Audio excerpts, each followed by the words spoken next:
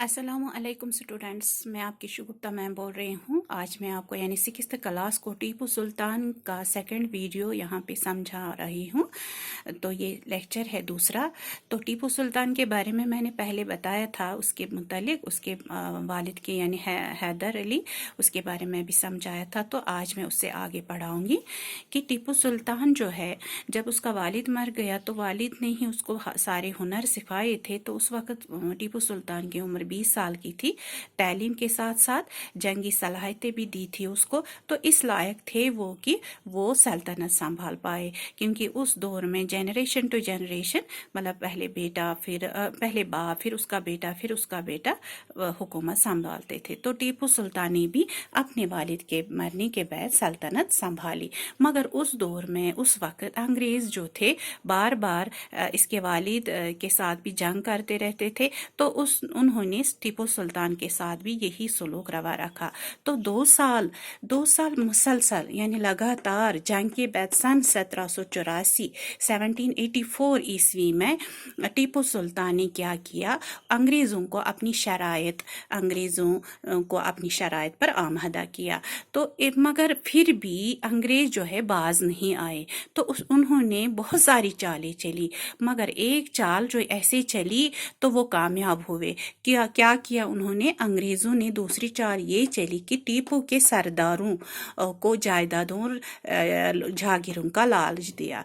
तो टीपू के सरदार जो थे उनको उन्होंने लालच दी जायदादों और जागीरों का। तो इस तरह से टीपू सुल्तान के अपने जो थे उन्होंने गद्दारी की। तो गद्दारी की वजह से क्या हुआ, ये हालत हुई कि आखिरी जंग जो है सन 1799 ईस्वी में ये आखिरी जंग हुई। तो उन्होंने क्या किया, अंग्रेज़ों ने जब सरदारों को अपनी तरफ किया, आमादा किया, तो फिर क्या हुआ कि उन्होंने गद्दारी की टीपू सुल्तान के साथ, और अंग्रेज़ों को सारे रास्ते एक तरह से ऐसे रास्ते बनाए कि अंग्रेज़ जो है वो आ गए। ये उन्होंने क्या किया, गद्दारी से अंग्रेज़ों ने टीपू के किले पर हमला किया। जहाँ टीपू रहता था उस किले पर हमला किया अंग्रेज़ों ने।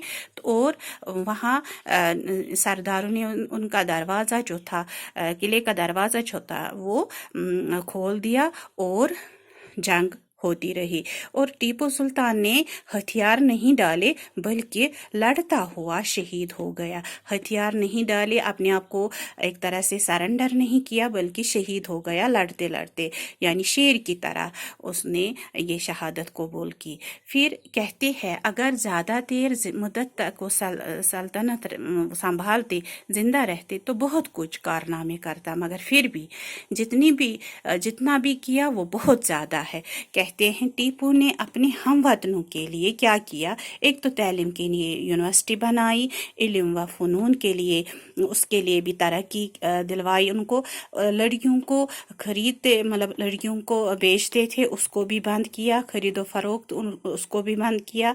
और इंसान की कुर्बानी जो है, उस वक्त उस दौर में इंसान को कुर्बान किया जाता था, उसको भी बंद किया। और खेती बाड़ी के लिए भी बहुत कुछ किया, बांधे, यानी किसानों के लिए बहुत कुछ किया। सिन्नत व हरफत, उसमें भी बहुत तरक्की दी लोगों को। तो कहते हैं अगर टीपू सुल्तान के अपने जो है और अंग्रेज़ों की साजिश जो है, अपनों की गद्दारी और अंग्रेज़ों की साजिश की वजह से वो ज़्यादा मुद्दत तक हुकूमत ना कर सके, मगर जितना भी किया वो हमारी तारीख का एक अहम हिस्सा है। अगर टीपू सुल्तान ज़्यादा देर तक, ज़्यादा मुद्दत तक सल्तनत संभालते, हुकूमत करते, जितना भी उसने अपने लोगों के लिए किया इससे भी ज़्यादा कर दे, मगर किस्मत ने साथ नहीं दिया, बल्कि वो अंग्रेज़ों के एक तरह से अंग्रेज़ों से लड़ते लड़ते शहीद हुए। और वो भी अपनों की गद्दारी और अंग्रेज़ों की साजिश की वजह से। तो इस तरह से टीपू सुल्तान जो सेकंड टॉपिक जो है वो कंप्लीट हो गया। तो मुझे उम्मीद है आपको समझ में आया होगा। अगर कहीं पर भी कुछ दिक्कत है आप मुझे कॉल कर सकते हो। बाकी खुदा हाफिज़।